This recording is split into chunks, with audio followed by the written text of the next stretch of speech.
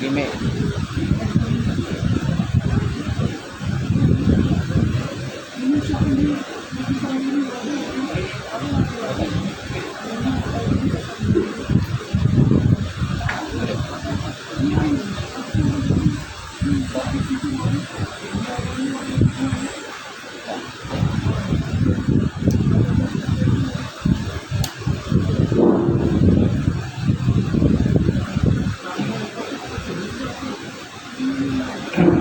Baik. Jadi malam ini kita buka dalam maulid baik. Dalam maulid. Ya, kata ada. Bahasa dia.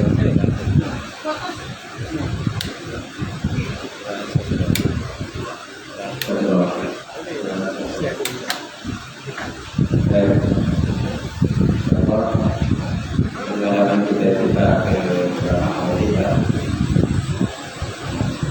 Boleh.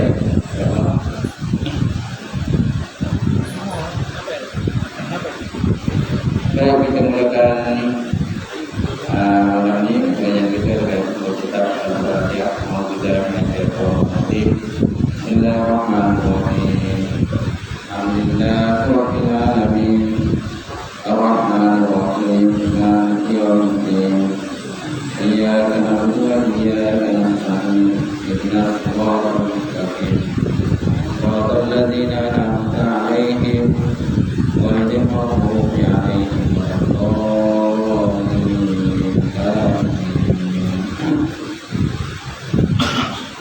Assalamualaikum warahmatullahi wabarakatuh. Alhamdulillahilladzi nahmaduhu wa nasta'in wa nasta'in wa na'udzu billahi min shururi anfusina wa min sayyiati a'malina. May yahdihillahu fala mudilla lahu wa may yudlil fala hadiya lahu. Asyhadu an la ilaha illallah wahdahu la syarika lahu wa asyhadu anna Muhammadan 'abduhu wa rasuluh. Allahumma shalli wa sallim ala sayyidina wa nabiyyina wa habibina wa maulana Muhammad imamil mustaqim wa qadrul al-hidayah wa ala alihi wa sahbihi wa man tabi'a bi da'watihi wa sanna bi sunnatihi ila yaumil wa bi sadri wa yassir li amri wa hlul 'uqdatam min lisani yafqahu qawli. Subhanaka la ilma lana illa ma 'allamtana innaka antal alimul hakim. Wa la hawla wa la quwwata illa billah. Allah Subhanahu wa ta'ala fil Qur'anil Karim. A'udzu billahi minasyaitonir rajim. Bismillahirrahmanirrahim.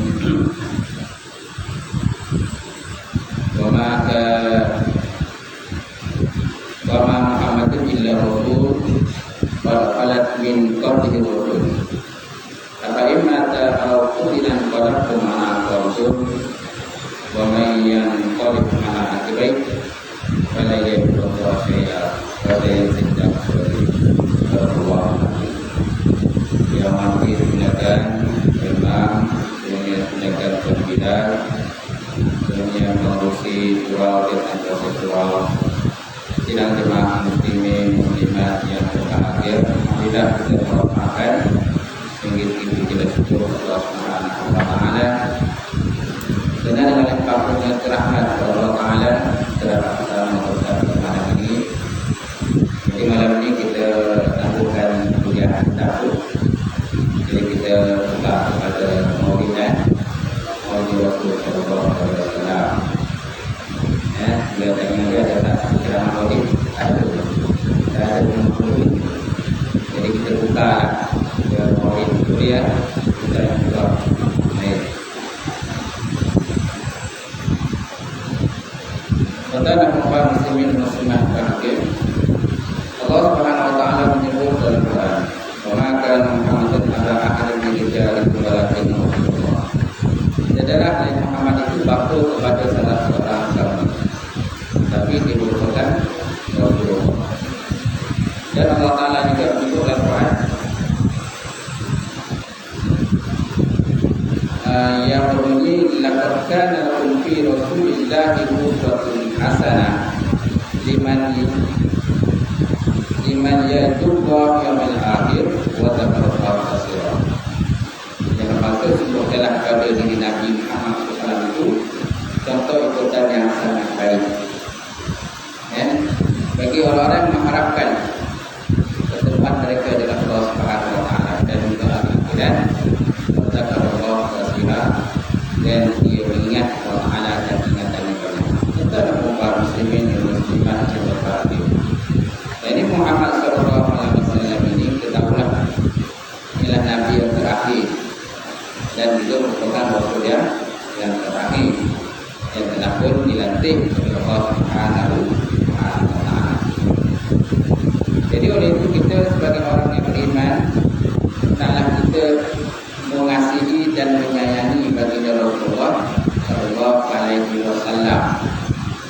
Yang mana kasih dan sayang kita itu mesti melebihi daripada kasih kita kepada yang selain daripada Allah Taala dan Rasul. Allah SWT, Nabi Muhammad SAW menyebut kita dalam la yunahadukum hatta akuna habba ilaihi min walidihi wa waladihi wan nasi ajma'in. Yang bermaksud tidak sempurna iman salah seorang kamu sehingga aku, kata Nabi, lebih dikasihi, melebihi kasihnya kepada ayahnya, melebihi kasihnya kepada anaknya, dan melebihi kasihnya kepada manusia semuanya.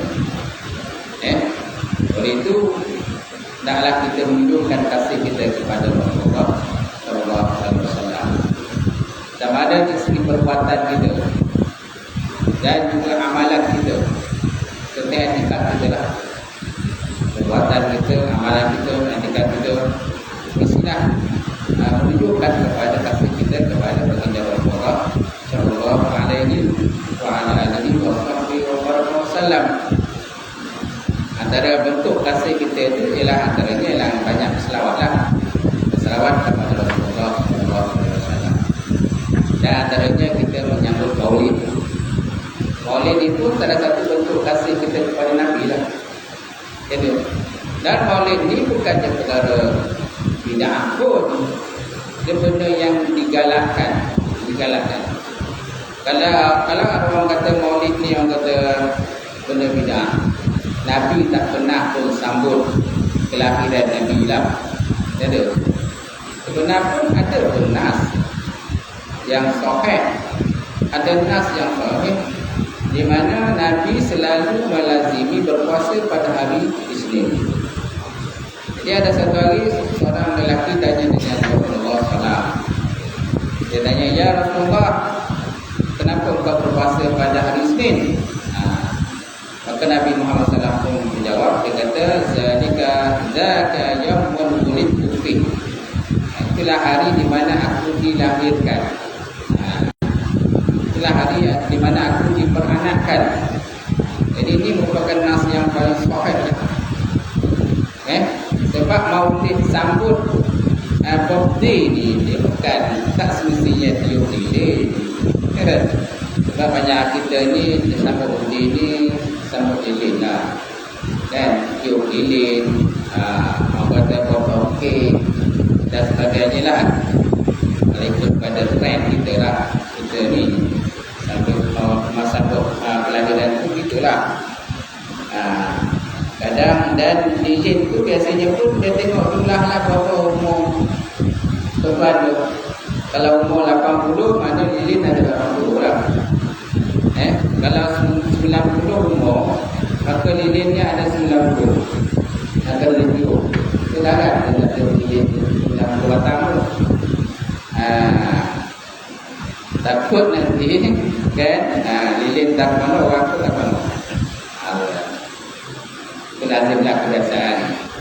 Jadi sambut kelahiran ini dia bukan hanya begitu dengan tiup lilin, dengan kata baca doa, dan juga dengan cara potong kek, makan-makan dan sebagainya. Nabi Muhammad SAW tadi kan dengan cara berpuasa. Jadi maknanya bila ada orang lelaki tanya dengan Nabi, ya Rasulullah, inilah hari yang diperanakan. Gitu. Dan dia juga tidak menafikan bahawa raja yang pertama yang menyambut kelahiran Nabi di Seri Maulid itu ialah nama rajanya Sultan Al-Muzaffar Abu Sa'id Al-Kaukabi. Kaukabi atau Kaukabi lah. Kaukabi. Inilah kata raja pertama, raja di kerajaan pada kerajaan Fatimiyah. Pada sejarahnya inilah anggota raja pertama yang menyambut Maulid. Walaupun sejarah lah. Dia mana kita tak menafikan itu semua. Tak menafikan raja itu menyambut Maulid. Sebenarnya Nabi sendiri pun tak sambut dah. Tapi bukanlah secara yang sebagaimana kita sambut dengan ada makan-makan dan sebagainya kan. Dengan ada penceramah dan sebagainya. Kalau kita sama Maulid biasanya ada berharakan, lepas tu ada selawat, lepas tu ada pertandingan berharakan pula, lepas tu bawa spanduk, lepas tu ada ceramah, kan? Itu salah satu daripada cara lah kita sama Maulid lah. Jadi sebenarnya bukan itu sahaja cara Maulid. Dengan cara kita berpuasa juga salah satu cara kita mengenang kelahiran bagi Rasulullah sallallahu alaihi wa ala alihi wa sahbihi wa baraka wasallam. Insyaallah. Dan Nabi Muhammad sallallahu alaihi wa ala alihi wa sahbihi wasallam ini dia dilahirkan pada 12 Rabiul Awal tahun Gajah. 12 Rabiul Awal tahun Gajah. Itulah tarikh kelahiran bagi Rasulullah SAW. Kenapa dinamakan tahun Gajah? Kerana bertepatan pada masa tersebut berlakunya serangan tentera Gajah yang dikuasai oleh Abraham. Yang mana Abraham ni dia beragama Kristian. Dia punya pusat agamanya dan pemerintahnya adalah negeri Yaman. Dia dicemburu kerana apa? Kerana orang Arab ni biasa tak tahu mereka akan datang ke Mekah untuk mengajarkan haji mengikut pada agama yang syariat Nabi yang sebelumnya. Jadi sebabkan dia cemburu, maka dibuat satu gereja yang cantik, yang megah, dengan tujuan untuk menarik orang Arab supaya datang ke Yaman. Tetapi apa yang dibuat tadi sia-sia. Dia tidak menarik perhatian orang Arab. Malah orang Arab tidak tahu tetap dengan haji di Mekah mengikut kepada ajaran Nabi yang sebelumnya. Jadi sebabkan oleh sifat kata tak faham diri, cemburu dan sebagainya, saat ini maka dia mempersiapkan tenteranya untuk menyerang Ka'bah. Tapi Allah Subhanahu Wa Taala punya perancangan lebih hebat daripada perancangan dia. Walaupun perancangan dia itu dengan tentera bergajah, dengan bilangan tentera yang begitu ramai dan sebagainya, dengan tujuan untuk meruntuhkan rumah Allah Subhanahu Wa Taala, tetapi usahanya tidak berjaya. Maka Allah Subhanahu Wa Taala telah menghantar burung, namanya burung ababil, Tayran ababil, tarmihim bihijaratin min sijil faj'alahu ka'asfin ma'kul. Datanglah burung ababil. Burung ababil ini burung yang kecil je, yang mana burung tadi membawa batu daripada neraka. Ada 3 batu, 1 batu pada paruhnya dan 2 batu pada kakinya. Itulah kehebatan Allah Subhanahu Wa Taala. Dan macam mana Allah Taala boleh buat macam tu, tak? Patutnya batu ni kan panas. Batu ni kan panas. Tak? Patutnya dia mesti terbakar lah. Burung itulah kalau nak kena dengan batu neraka. Tapi Allah Taala punya kerja dan kekuasaan dia. Walaupun batu itu daripada sijil, daripada neraka, tetapi dia tidak musnahkan burung. Yang musnah itu ialah tentera bergajah. Dan Allah SWT telah memerintahkan burung tadi melontar batu tersebut kepada tentera bergajah. Habislah semua. Banyaklah ka'asbin ma'kul. Maka jadilah mereka itu seperti daun kayu yang dimakan oleh bulan. Apa? Ini menunjukkan pada kita bahawa kalau zaman sekarang ni zaman teknologi lah, manusia pun lupa untuk melekatkan persediaan yang senjata lah kan. Malaysia sanggup sejak negara sanggup membelanjakan RM2 bilion untuk menaik taraf kelengkapan senjata masing-masing, dengan kereta gebarnya, dengan peluru berpandunya, dengan pesawat tempurnya, dengan kapal kan dan sebagainya. Tapi kita kena ingatlah, walaupun Malaysia ini hebat dari senjataan, tetapi dia tidak akan dapat melawan kekuasaan Allah Subhanahu wa taala. Walillahi junudus samawati wal ard. Bagi Allah Taala itu tentera di langit dan di bumi. Air merupakan tentera Allah, angin tentera Allah Taala, burung-burung semua tentera Allah Taala. Semut pun tentera Allah, virus pun tentera Allah, bakteria pun tentera Allah. Mana? Semua tentera Allah. Mana benda yang kita nak lakukan? Daripada benda yang besar sampai benda yang paling kecil, benda yang paling halus, semua tentera Allah Subhanahu wa taala. Di mana kalau dia nak tarik nyawa manusia tu sekejap je, letak je, kelip mata. Kadang-kadang manusia membina bangunan, building yang lebih hebat, lebih canggih dan sebagainya. Kalau Allah Ta'ala nak binasanya kan, bangunan itu sekelip mata je dia berlaku. Dan peristiwa tsunami kan, peristiwa tsunami di Aceh kan, yang bukan saja di Aceh, melanda juga Malaysia. Dan ramai yang mati juga, masya-Allah. Di Aceh saja 200,000 juga manusia mati. Dan tsunami.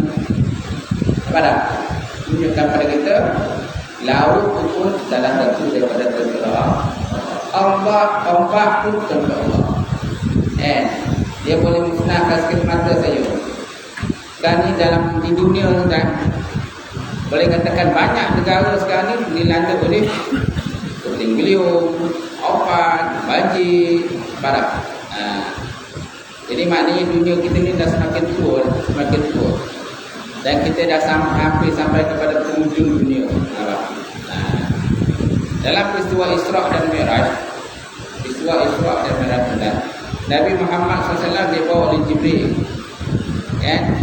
dan mereka berjumpa dengan seorang perempuan tua. Lalu Nabi Muhammad SAW tanya kepada Jibril, "Ya Jibril, siapakah perempuan tua itu?" Maka Jibril berkata, "Itulah umurnya dunia." Umur dunia. Jadi maksudnya dunia ni dah tua dah. Penuh dengan gempa bumi lah, puting beliung lah, taufan, tanah gunggur, banjir dan sebagainya kan, dengan virus lah, macam-macam lagi tu menunjukkan pada kita tentang umur dunia. Masya-Allah. Tuan-tuan dan puan muslimat yang berbahagia, Nabi Muhammad SAW ni namanya Muhammad bin Abdullah bin Abdul Muttalib. Dan Nabi ini dia mendapat gelaran, ada satu gelaran yang diberi pada Nabi, iaitu Zulzibahaini, maknanya yang mempunyai yang terselamat daripada dua sembelihan. Yang mana terselamat daripada dua kali disembelih. Apa maksud terselamat daripada dua kali disembelih? Maksudnya Nabi ini yang pertama, dia ni daripada keturunan Nabi Ibrahim dan Nabi Ismail, di mana Nabi Ibrahim dan Nabi Ismail, Ibrahim telah perintahkan untuk menyembelih anaknya Ismail. Dan di mana Nabi Ibrahim telah bermimpi bahawa dia perintahkan untuk membunuh anaknya Nabi Ismail. Kemudian Allah Ta'ala telah mengganti Ismail tadi dengan seekor bebas. Betul? Jadi Nabi daripada keturunan Ibrahim dan Ismail itu Nabi berselamat. Durian mana baka Nabi itu kan dia punya keturunan tu sampai Nabi itu dah selamatlah juga. Yang pertama. Yang kedua, Nabi juga terselamat di mana ayah dia itu ialah Abdullah itu terselamat daripada dikorbankan ke Kaabah. Di mana Abdul Muttalib dia telah bernazar kalau dia mendapat 10 orang anak lelaki, maka dia akan korbankan salah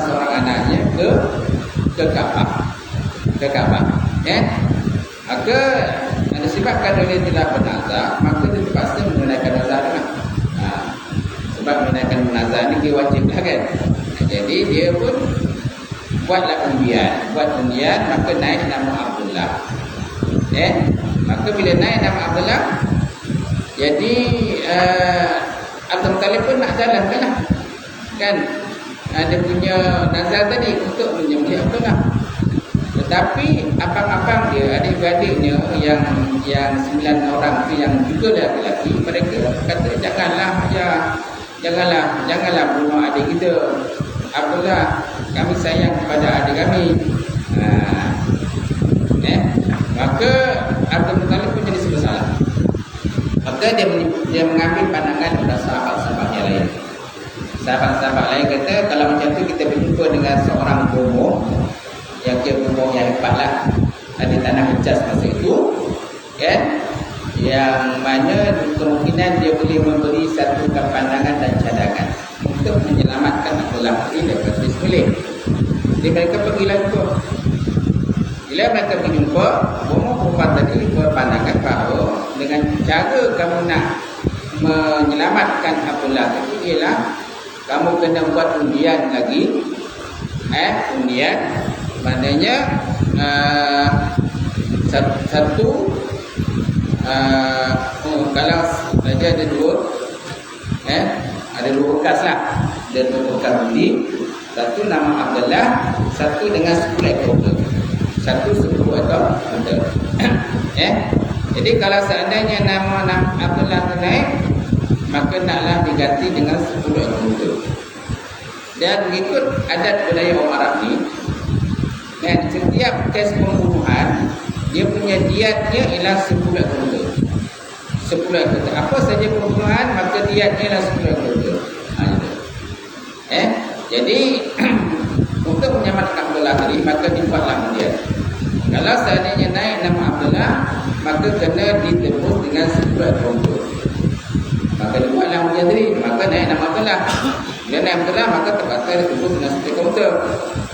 Dibuat undian lagi kali kedua, juga naik nama Abdullah, maka terpaksa ditebus dengan 10 ekor unta lagi, dah jadi 20 ekor unta. Dan dibuat undian lagi kali yang ketiga, masih lagi nama Abdullah. Naik nama Abdullah, maka kena ditebus lagi dengan 10 ekor unta dan 30 ekor unta. Sampailah yang semuanya, sampailah ke 9 dan ke 10, masih lagi naik nama Abdullah. Itulah dia punya orang kata perusunan, kekuasaan, perancangan dan kotak-kotak Allah Subhanahu Wa Taala tadi. Maka apabila kali yang ke-11, barulah tidak lagi naik nama Abdullah. Tidak lagi naik nama, tetapi naik nama Abdullah. Maka tak jadilah disembelih Abdullah tadi. Kemudian terjadilah pensyariatan berkenaan dengan diat untuk pembunuhan tadi, kan? Maka diganti dengan 100 ekor unta. Apa saja kes pembunuhan? Kalau ikut dalam kitab fiqh, kalau seandainya ahli keluarga kepada yang kena bunuh itu, contohnya si A kena bunuh, maka ahli keluarga dia memaafkan kepada si pembunuh yang bunuh si B, maka naklah diganti dengan 100 ekor unta. 100 ekor unta. Dan benda itu berpusat sampai sekarang. Kalau disebut dalam kitab-kitab fiqh lah. Yang mana pada asal itu pada zaman jahiliyah, jumlahnya hanya pada asalnya setiap kali pembunuhan naklah ditebus dengan 10 ekor unta saja. Jadi zaman sekarang ni, kalau seandainya hukum syariat itu berlaku, dipaksakan, maka naklah diganti dengan 100 ekor unta. Dan Nabi Muhammad SAW tadi, arti yang dikatakan Nabi ini ialah lelaki yang terselamat daripada 2 kali disembelih. Terselamat daripada 2 kali disembelih, maka terselamat daripada dikorbankan pada zaman Nabi Ibrahim, dan terselamat ketika datuknya tadi bernazar untuk disembelih anaknya, salah seorang pada anak Abdullah. Masya Allah. Tuan-tuan dan puan muslimin muslimat yang berbahagia. Baik. Kemudian Kemudian siapakah orang yang pertama sekali untuk yang membawa berhala ke Mekah? Siapa orang pertama membawa berhala ke Mekah? Sebelum daripada penyembahan berhala, orang Arab dulu mereka masih lagi menyembah kepada Allah Subhanahu Wa Taala, dan mereka itu mengikut agama yang nabi-nabi yang sebelumnya. Orang yang pertama sekali membawa berhala ke Mekah iaitulah Amru bin Lu'ay al-Khuzai. Amru bin Lu'ay al-Khuzai. Dia ni siapa? Dia ni orang yang terpengaruh. Orang terpengaruh di tanah Arab masa tu. Dia ni suka bersedekah. Dia duit banyak. Dia ni orang kaya lah. Orang kaya, orang duit banyak. Dia ni ada pengaruh dan sebagainya.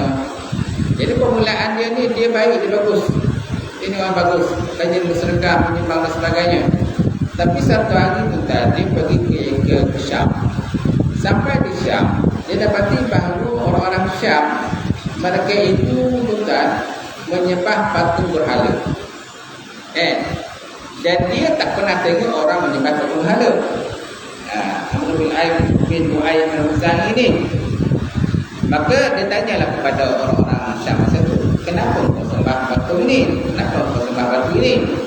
Jadi mereka berkata, kami menyembah benda ini hanya sebagai perantaraan kepada Tuhan. Hanya sebagai perantaraan kepada Allah Subhanahu Wa Taala. Sebagai wasitah ataupun wasail untuk supaya Tuhan menunaikan hajat dan juga keinginan kami lah. Jadi Amru ni dia pun terpengaruh lah. Sebab orang-orang Syam masa tu, kebanyakan mereka sebenarnya mereka terdiri daripada keturunan para Nabi dan para Rasul. Takkanlah mereka ni buat benda tak elok, dalam hati dia. Maka dia terpengaruhlah dengan apa yang dilakukan oleh orang-orang penyembah berhala tadi. Lalu mereka menghadiahkan kepada Amru bin Lu'ay ini akan berhala. Antara berhala ini yang dihadiah kepada dia ialah Al-Hubal. Namanya Al-Hubal. Jadi berhala itu yang dibawa balik ke Mekah. Orang Mekah masa itu pun tak pernah tengok berhala. Mereka tak dengar mana berhala. Dan mereka disebabkan Amru bin Lu'ay ini dia orang terpengaruh, orang ada pengaruh dan sebagainya. Apa yang dia cakap tu memang orang ikutlah apa dia cakap. Dia kata ini hanya untuk kamu. Dia kata kamu sembahlah benda ni, patung ini, kerana dia akan mendekatkan diri kamu kepada Allah Subhanahu Wa Taala dengan sedekat-dekatnya. Jadi kalau kamu nak dekat Allah Ta'ala, kamu kena sembah patung berhala dia. Jadi akhirnya mereka terpengaruhlah gitu. Jadi akhirnya banyaklah patung berhala terdapat Mekah. Masya-Allah. Kemudian ada riwayat yang disebut dalam kitab Rahiqul Maktum dan juga dalam kitab Sirah Ibn Hisham bahawa Amru bin Lu'ay al-Khuzai ini dia ada pengikut daripada keturunan jin. Dia ada khadam lah. Istilah kita ada khadam daripada keturunan jin. Nama khadamnya itu ialah Abu At-Tahama. Abu Tahama. Nama khadam dia. Satu hari khadam dia berkata kepada Amru bin Lu'ay al-Khuzai, dia kata tuan tahu tak? Di tanah di Jeddah, dia kata, di pesisiran pantai yang terdapat di Jeddah, dia kata, terdapatnya hadiah untuk tuan gitu. Dia tadi daripada patung berhala. Tetap pergilah ke situ, nanti tuan akan dapat. Jadi akhirnya Amru bin Lu'ay al-Khuzai itu pergi dari situ. Dia pergi situ, dia cari rupanya terdapatnya patung berhala yang pernah disembah oleh Nabi, oleh kata kaum Nabi Nuh alaihi salatu wasallam. Yang terdiri daripada patung Al-Yaghus dan As-Suwa An-Nas.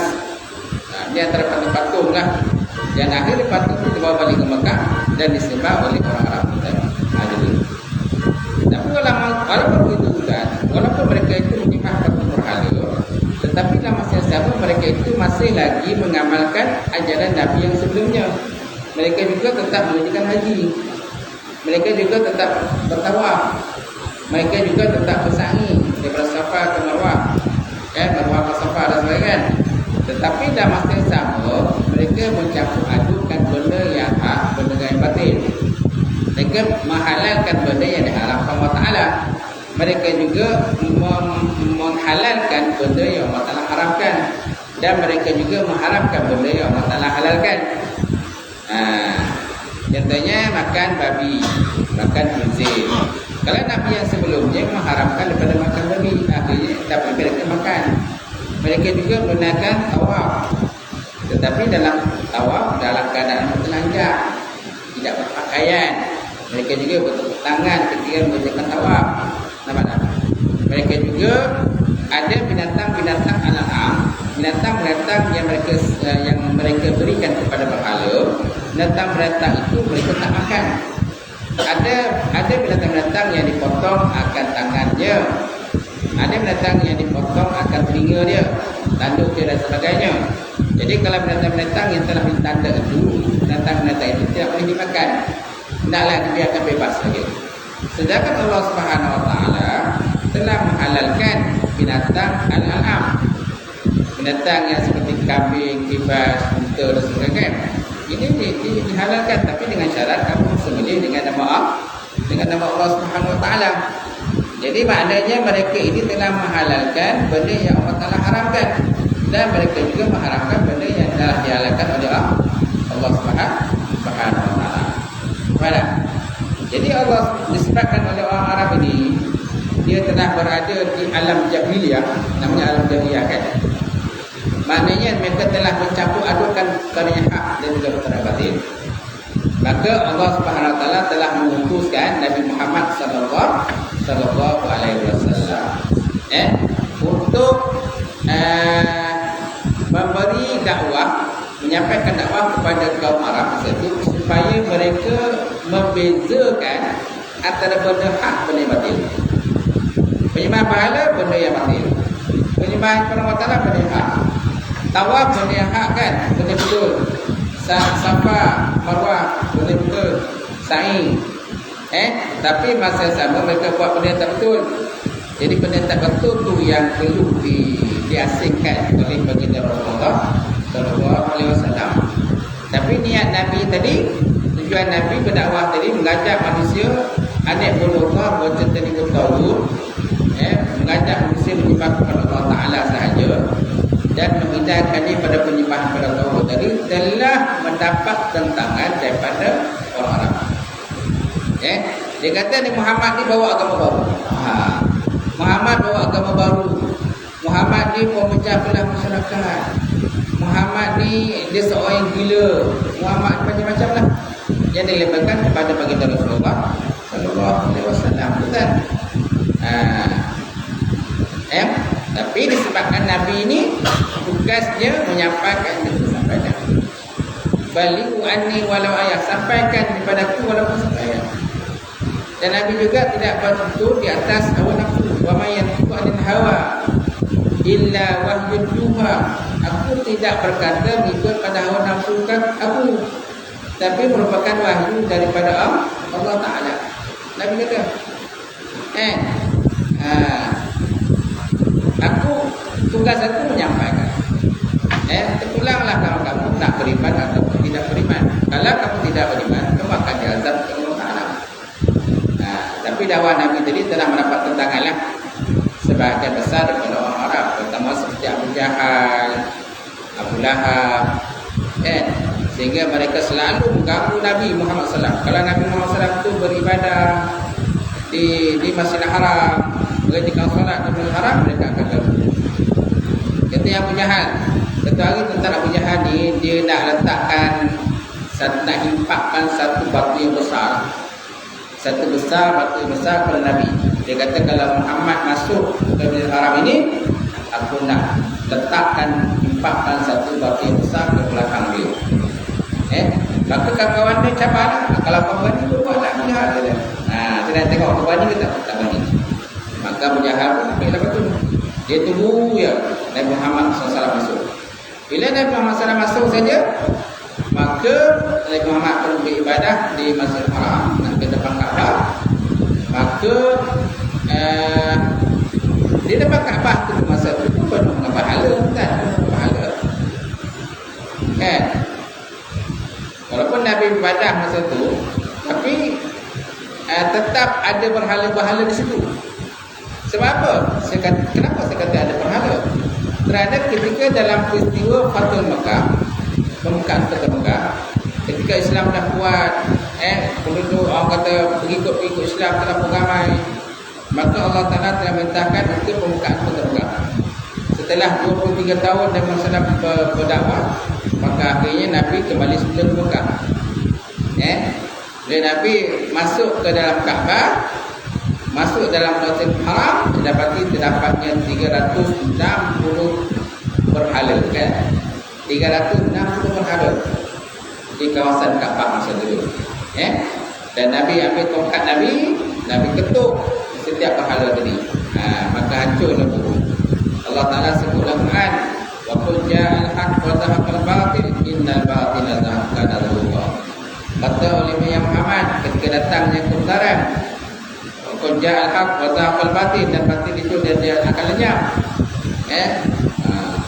Maka akhirnya batil itu lenyap dah. Wa qul ja'al haqq wa zahaqal batil innal batila zahuqa. Jadi banyak perhatian terhadap itu. Jadi ketika Nabi SAW beribadah tadi, maka Abu Jahal datang. Dia datang, dia nak empat batu besar kepada belakang baginda Rasulullah SAW. Ketika dia nak empat tadi, tiba-tiba dia lari putar pating. Kabur dia lagi, maka batu itu pun tercampak je. Maka sahabat-sahabat yang kata, Abu Jahal, kenapa kau lagi? Kan kau tadi, kau dah bersungguh-sungguh untuk mengimpakkan batu di belakang Muhammad, gitu. Dia kata ketika aku mengangkat batu itu, dia kata aku nak impakkan di belakang Muhammad, tiba-tiba muncullah seekor unta yang besar. Tiba-tiba muncullah seekor unta yang besar dengan mulut dia yang menganga tu. Dia nak telan saya dia. Dia nak telan saya. Kata Abu Jahal. Maka aku takutlah. Takut lagi putar pating. Kemudian Nabi juga sering diganggu ketika beribadah. Antara bentuk lain yang mereka kenakan pada Nabi ialah seperti yang dilakukan oleh Utbah bin Abi Muhid. Utbah bin Abi Muhid ini pun sama juga dengan Abu Jahal bin Hamzah. Dia ni memang musuh Nabi. Dia pernah meletakkan perut unta. Perut unta kan, benda najis kan. Perut unta kan dia penuh dengan najis. Kalau kita dah basuh, dah bersihkan, tu lainlah. Ini masih lagi belum dibersihkan lagi. Perut unta masih diperlukan dengan najis-najis dan sebagainya. Jadi perut itu diletakkan di belakang Rasulullah ketika Nabi tengah bersembahyang di depan Kaabah. Dan Nabi tidak bangun sehingga datang anaknya Fatimah. Datang anak Fatimah untuk mengangkat perut itu dan mengalihkan daripada baginda Rasulullah sallallahu alaihi wasallam. Masya-Allah. Itu antara benda yang bukan Nabi aja, malah sahabat-sahabat lain pun pernah diganggu. Seperti yang berlaku pada Bilal bin Rabah. Bilal bin Rabah ni dia teguhlah dikumpul, diheret di tengah pasir, padang pasir yang panas. Lepas tu diletakkan batu di atas perut dia dengan tujuan supaya dia kembali kepada agama asal mereka. Dengan tujuan untuk dia kembali kepada agama asal dia. Tetapi dia tetap teguh keimanannya kepada Allah Subhanahu Wa Taala, maka dia tetap kata ahad tetap. Baik. Tuan-tuan muslimin muslimat yang berbahagia. Baik.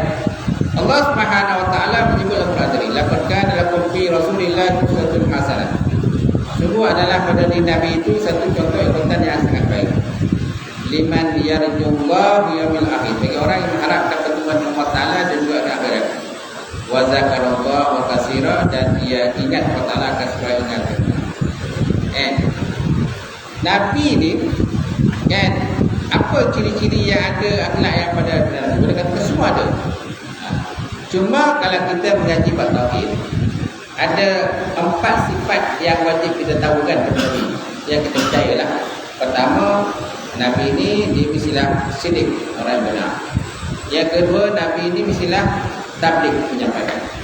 Yang ketiga, amanah. Ini kemudian amanah. Inilah 4 sifat yang wajib kita beriman. Tetapi adakah 4 sifat saja yang ada pada Nabi dan juga para Rasul? Sebenarnya tidak. Ada lagi sifat yang lain. Itulah sifat sabar. Sifat sabar. Dan ada lagi sifat yang lain pada Nabi. Nabi ini seorang yang menahan kemarahan.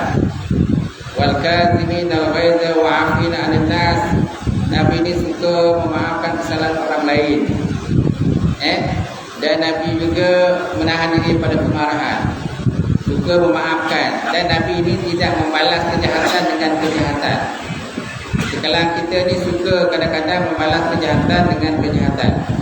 Orang buat jahat dengan kita, kita pun balas balik dengan jahat kepada orang itu. Betul tak? Itu kebanyakan daripada kita lah. Ciri-ciri Nabi ni lain. Ini lain. Dia tidak membalas kejahatan dengan kejahatan. Dan Nabi ini seorang yang dia kata mendapat jawatan ulul azmi. Apa makna ulul azmi? Jawatan yang orang kata mempunyai tahap kesabaran yang sangat tinggi. Sama seperti nabi-nabi yang lain lah, ada beberapa orang nabi juga mendapat ulul azmi. Maksudlah Nabi Muhammad sallallahu alaihi wasallam. Itu sebabnya dakwah Nabi itu berjaya. Kenapa dakwah Nabi itu berjaya? Sebab Nabi ini seorang penyabar. Kalau Nabi ini tak penyabar, susah nak dapat kejayaan kan? Susah dapat kejayaan juga. Kalau saya Nabi tidak penyabar, Nabi pembohongi, Nabi ini orang kata kaki tumpuk, kaki pukul dan sebagainya. Dan Nabi ini tidak pernah pukul kecuali dalam peperangan. Kalau selain di peperangan, Nabi tidak pernah pukul. Dan Nabi ini paling baik kepada ahli keluarga Nabi sendiri. Nabi pernah bersebut khairukum li ahli. Sebaik-baik kamu itu orang yang paling baik pada keluarga dia. Dan Nabi ini bukan orang yang terbaik dengan ahli keluarga baginda Rasulullah sallallahu alaihi wasallam. Dan Nabi ketika dalam peristiwa hijrah, ketika Nabi hijrah dari Mekah ke Madinah, apa ucapan yang pertama Nabi sebut ketika sampai di Madinah? Nabi sebut, ya ayuhan nas, manusia, ifsus salam, sebarkan salam, yutimu ta'am, berikan makanan. Berikan makanan. Wasil fil arham, dan sambutkan silaturahim. Yang ketiga. Yang keempat, wasalli bil lail wan nasunya, dan sembahyang pada malam manusia masa itu tengah tidur. Tadkhulul jannata bisalam, masuklah kamu ke dalam surga dengan sejahtera. So ada 4 perkara lah sebut Nabi itu ketika Nabi sampai ke Madinah. Yang pertama, Nabi kata itu salam, sebarkan salam. Sebagai orang Islam, kita kena selalu sebarkan salam. Sama ada kita kenal ke tak kenal orang tu, tapi dengan cara kita tahu lah, oh, ini orang Islam. Kalau orang Islam tak boleh kita salam, betul? Tapi kalau ikut kepada suasana kadado, dia ni orang Islam, kan? Kita bagilah salam, walaupun kadang kita tak kenal pun. Sebab itu benda yang dikatakan oleh baginda Rasulullah sallallahu alaihi wasallam. Ifsus salam, sebarkan salam. Yang kedua, yutimu ta'am. Yutimu ta'am, berikan makanan. Berikan makanan, bersedekahlah. Bersedekah makanan. Dan apalagi kalau ada majlis maulud dan sebagainya kan, bagilah sedekah. Bagilah sumbang sedikit, buatlah turun dan sebagainya. Kita menjamu orang lain makan, masalah. Nak jamu hari ini pun tak apa. Kita pulang. Tapi kalau lalat lah. Kalau tak lalat, tak perlulah jamu hari. Tengoklah kadang-kadang. Satu. Nabi Muhammad SAW ini, kalau ada harta yang disimpan dalam rumah Nabi, Nabi tak selesa. Nabi tak selesa. Kalau makanan lebih kat rumah, Nabi tak selesa. Nabi ni kalau nak ikut keputusan, apa saja dia boleh dapat. Nabi boleh dapat harta rampasan perang. Banyak peperangan yang dilulus bagi Rasulullah. Dan orang Islam banyak kali menang. Kalau harta rampasan perang yang itu dapat tu, kalau ikutkan Nabi mendapat 1/5 daripada harta rampasan perang. 1/5. Sedangkan 4/5 untuk orang pergi perang. Dan Bukit Uhud juga pernah menawarkan menjadi emas kepada baginda Rasulullah SAW. Dan Nabi juga ada masanya mendapat harta pai. Harta pai ini ialah harta yang didapati tanpa peperangan. Tanpa perang tapi dapat harta. Itu namanya harta pai. Kalau harta ghanimah, harta yang dapat ketika dalam peperangan. Islam menang dalam peperangan Badar ke kan? Peperangan Khandaq ke, peperangan Khaybar ke kan? Peperangan Tabuk dan sebagainya, Islam menang. Jadi dapat harta rampasan perang. Jadi Nabi mendapat 1/5 daripada benda tersebut. Kalau nak ikutkan, kaya tak Nabi? Kaya tak? Kaya tu. Tapi Nabi tidak pandang semua. Mana-mana harta yang Nabi dapat, biasanya Nabi akan sedekahkan. Dan Nabi tak selesa kalau seandainya ada emas ke apa benda ke, ada duit dan sebagainya dalam rumah baginda Rasulullah. Nabi akan cepat-cepat bersedekah kepada orang ramai. Itulah sifat zuhud yang ada kepada baginda Rasulullah sallallahu alaihi wasallam. Kalau seandainya Nabi nak pilih kehidupan jadi orang kaya, hebat je. Kan? Pernah satu hari Sayyidina Umar berjumpa dengan Nabi. Ketika Nabi ketika mendapat desas-desus menyatakan bahawa Nabi telah menceraikan isteri baginda Rasulullah SAW. Nabi masa itu duduklah dalam satu bilik, salah satu daripada bilik isteri baginda Rasulullah SAW. Ketika Sayyidina Umar masuk dalam bilik itu, dia dapati Nabi tengah berbaring. Dan bila dia nampak Nabi berbaring, dia nampak bekasan tikar yang melekat di belakang badan baginda Rasulullah SAW. Kemudian dalam rumah Nabi dalam bilik itu tak ada apa benda pun. Tak ada perahu, tak ada TV. Macam kita kan penuh dengan TV, dengan perahu, dengan kedai lah, dengan tu macam-macam bagai dan sebagainya, dengan sofa, kan, dengan rumah ada aircon lah, dengan kadang rumah pun ada kolam mandi, kolam kata aquarium untuk rumah pun ada kan. Nabi tak ada apa, kosong. Dia ada gandum je, sebutir gandum, sebekas gandum. Kemudian belakang Nabi itu penuh dengan kesan-kesan bekasan. Kesan bekas hasil daripada Nabi itu berbaring. Gitu. Nampak tak? Itu nak menunjukkan pada kita bahawa kata taifnya kehidupan Nabi itu. Bukan Nabi tak nak kaya pun. Bukan Nabi tak nak kaya. Nabi boleh je kalau nak kaya. Dan Nabi juga pernah satu hari dikelilingi oleh isteri baginda Rasulullah SAW. Isteri Nabi ini pernah mengelilingi Nabi satu hari. Apa tujuan mereka keliling Nabi? Tujuannya ialah untuk mendapat nafkah lebih. Mereka kata nafkah tak cukup, duit di rumah tak cukup lah, duit belanja tak cukup. Jadi mereka minta kepada Nabi untuk mendapat duit belanja lebih lah. Jadi masing-masing mendapat lebih. Tetapi Nabi diam lah. Nabi diam je. Sebab apa? Nabi memang tak dapat menyediakan apa yang berkedah. Nabi kalau nak ikutkan memang boleh sediakan. Mestikan itu. Sebab Gunung Uhud pun pernah menawarkan emas kepada Rasulullah SAW. Tapi Nabi memilih untuk hidup dalam keadaan zuhud, keadaan zuhud. Dan pernah ada menyatakan bahawa rumah Nabi itu ada masanya 3 hari tidak masak. Tak ada makanan untuk dimasak. Yang ada ialah kurma. Yang ada kurma, yang ada ialah air. Itulah benda yang ada di rumah Rasulullah sallallahu alaihi wasallam. Dan ada masanya Nabi terpaksa meminjam orang lain.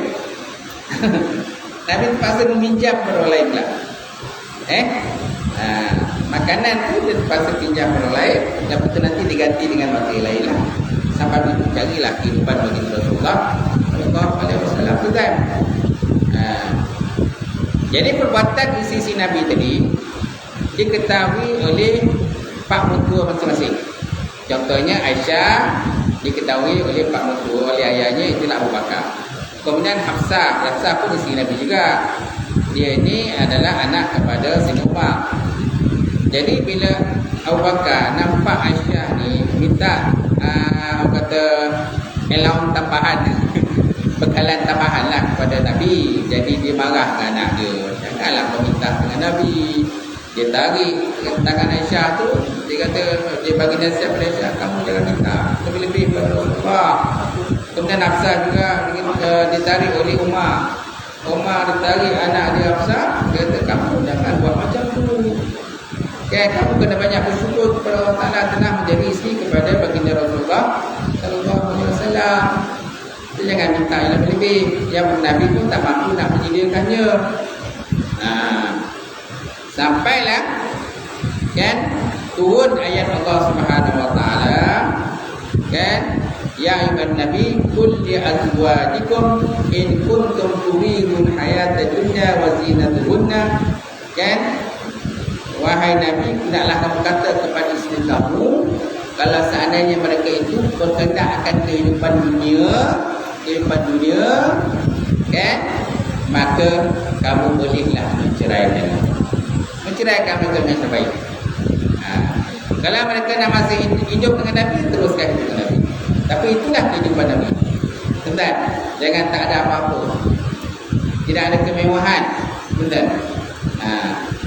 Sayyidina Umar pernah tanya dengan Rasulullah. Ketika Sayyidina Umar nampak Nabi ni penuh dengan belakang Nabi itu kesan daripada tika membuang. Tika apa? Tika daun kurma lah. Pelepah kurma tadi yang Nabi tidur atas tu. Maka Sayyidina Umar kata, ya Rasulullah, dia kata, saya tengok kehidupan kamu ni sangat sedih ya Rasulullah. Kenapa kau tak minta saja kepada Allah supaya kehidupan kamu senang sama seperti Raja-Raja Rum dan juga Parsi. Raja Rum dan Parsi. Tengok kehidupan Raja Rum dan Parsi. Mereka itu hidup dalam keadaan mewah, dengan orang kata dengan istana yang hebat, lepas tu dengan tempat tidur yang ampuh, dengan tilam yang ampuh, dengan makanan yang mewah dan sebagainya. Kenapa ya Rasulullah tak minta semacam tu kepada Allah Ta'ala? Kenapa kau memilih kehidupan begini ya Rasulullah? Maka Nabi SAW menjawab, dia kata, biarkanlah mereka itu dengan kehidupan mereka. Kerana itu kehidupan mereka itu hanya dunia saja. Kehidupan kita bukan dunia. Yang sebenarnya kehidupan kita di akhirat, kata Rasulullah SAW. Biarkanlah mereka itu dengan kehidupan harta kemewahan yang didahulukan oleh Allah Ta'ala atas diri mereka, tetapi kehidupan kita yang sebenarnya itu akhirat. Itulah kehidupan yang kekal baka. Jadi maknanya Umar pun tuan-tuan tak boleh nak cakap apa. Umar tak cakap apa, sebab itulah benda yang dipilih oleh Rasulullah sallallahu alaihi wasallam. Menunjukkan pada kita tentang akhlak yang tinggi yang ada kepada baginda Rasulullah sallallahu alaihi wasallam. Oleh itu naklah kita mengetahui akhlak Rasulullah sallallahu alaihi wasallam supaya sentiasa ada kecintaan kita kepada Rasulullah SAW. Dan kita kena selalu, dan apalagi pada bulan Maulid itu kan, kita selalu selawat kepada Nabi. Banyak selawat. Dan kita ini umat yang terbaik sebenarnya, umat Rasulullah. Kita umat terbaik. Allah Ta'ala sebut dalam Quran, berkata dikata anda umat Rasulullah ni tabun syuhada 'alan nas. Kamu ni besok akan jadi saksi di atas manusia yang lain. Syuhada 'alan nas. Pada akhirat besok tuan, di akhirat besok Allah Subhanahu wa taala akan bertanya kepada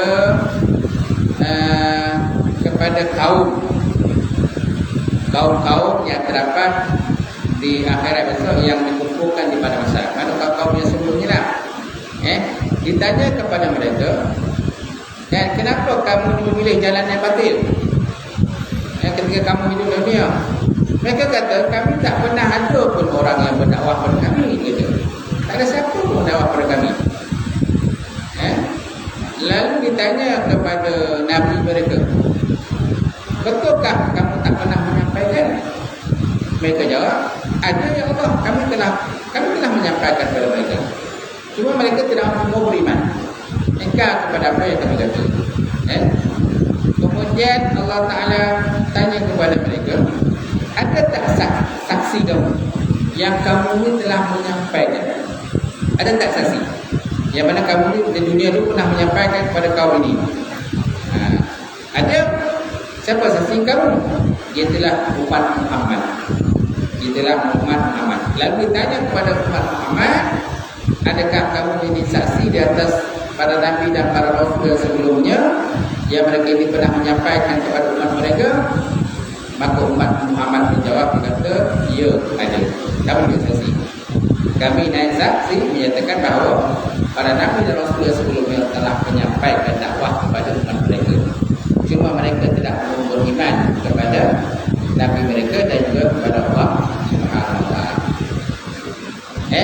Dan kita ni umat yang terakhir dilahirkan, tetapi kita lah umat yang pertama besok masuk dalam surga Allah Subhanahu wa taala. Tapi dengan syarat kita kena beriman betul-betul kepada baginda Rasulullah SAW. Tapi masalah pada masa itu dia kata, kullu ummati yadkhuluna jannah illa man aba. Qalu ya Rasulullah kamayyaka. Qala man ata'ani dakhala jannah wa man asani faqad aba. Setiap daripada umatku, kata Nabi, masuk dalam surga kecuali orang-orang yang enggan. Lalu ada orang mereka bertanya kepada Nabi, ya Rasulullah, siapa orang yang enggan? Mereka menjawab, dan Nabi menjawab, man ata'ani dakhala jannah wa man asani faqad aba. Siapa yang taat padaku masuk surga. Siapa yang tak taat padaku masuk neraka. Dia takkan masuk dalam kumpulan orang-orang yang enggan. Kumpulan orang-orang yang enggan. Siapa yang Nabi minta berbenda? Itu lah. Nabi suruh bagi salam, Nabi suruh datang ke masjid, suruh mengaji, belajar, buatlah. Nabi suruh bayar hutang, kalau ada hutang bayar hutang, bayar hutang, kan? Gitu. Jadi apa saja benda baik yang disuruh oleh baginda Rasulullah, mendirikan sembahyang, menunaikan zakat, betul beriman kepada Allah, beriman dengan Rasul, hari kiamat dan sebagainya. Apa saja benda yang baik kena dia suruh oleh Rasulullah, kena ikutlah, kena ikut. Saling memaafkan manusia, itu benda yang baik, betul tak? Kemudian kita hidup dalam zuhud dalam dunia, itu benda yang digalakkan oleh Nabi, betul tak? Kemudian mesti ada sifat malu. Sifat malu kena ada. Kerana al-haya syu'batul iman, malu itu sebahagian orang beriman. Kemudian kebersihan sebagai beriman. At-tahur syatul iman, kebersihan sebagai beriman. So kalau kita nak jadi orang beriman, kena ada bersih. Kena bersih. Jadi pakaian tak bersih, macam mana nak kata orang beriman? Betul. Jadi banyak benda yang ditekankan oleh Rasulullah sallallahu alaihi wasallam, dan paling utama besok yang kita mohon supaya besok akan besok Nabi kenal kita dan Nabi dapat beri syafaat kepada kita. Yang pentinglah amat malah kalau kita besok akhirnya besok tapi kita tak kenal Nabi, Nabi pun tak kenal kita, dan kita tidak mendapat syafaat daripada Rasulullah sallallahu alaihi wasallam. Itu amat malah sekali lah. Harap kita tak berlaku pada itu, dan kita harap Nabi kenal kita dan kita kenal Nabi, dan kita mendapat besok syafaat daripada Rasulullah sallallahu alaihi wasallam. Saya rasa itu sajalah yang dapat kongsikan dan dapat kita isi sedikitlah dengan Rasul ini. Walaupun pada asalnya memang kita nak ada kitab, tapi sebabkan ditanya dengan pengumuman tadi tak ada ceramah maulid, jadi kita gantilah dengan ceramah maulid. Mudah-mudahan dengan sedikit sebanyak yang kita kupas malam ini, sedikit sebanyak akan dapat melahirkan, menanamkan lagi kecintaan kita kepada baginda Rasulullah sallallahu alaihi wasallam. Baik kita ni menjadi orang yang terbaik. Dalam satu hadis Nabi disebutkan bahawa tuba liman ra'ani wa amana bi. Kebahagiaanlah bagi orang yang melihatku dan beriman denganku. Nabi ulang sekali. Ini disebut dalam kitab Fasail Umatil Muhammadiyah. Khususiah umat Nabi Muhammad SAW. Nabi kata tuba, bahagialah liman ra'ani wa amana bi. Berbahagialah orang yang melihatku dan beriman denganku. Nabi ulang sebanyak sekali. Kemudian Nabi sebut lagi tuba kebahagiaanlah liman lam tarani wa amana bi. Kebahagiaanlah bagi orang yang tidak melihat aku tapi beriman dengan aku. Bahagialah orang yang tidak pernah melihat aku tapi dia beriman padaku. Nabi ulang sebanyak 5 kali. 5 kali. Yang tadi Nabi ulang sekali je. Orang yang melihat aku dan beriman dengan aku, dia bahagia juga. Lagi bahagia orang yang tak melihat aku tetapi dia beriman pada aku. Nabi ulang banyak kali. Mudah-mudahan kita tergolong daripada kumpulan tadi, orang yang tidak melihat Nabi tapi kita beriman kepada Rasulullah sallallahu alaihi wasallam. Sekian saja dari Allah. Okey, terus apa? Siapa nak jadi ketua selawat ni? Baik.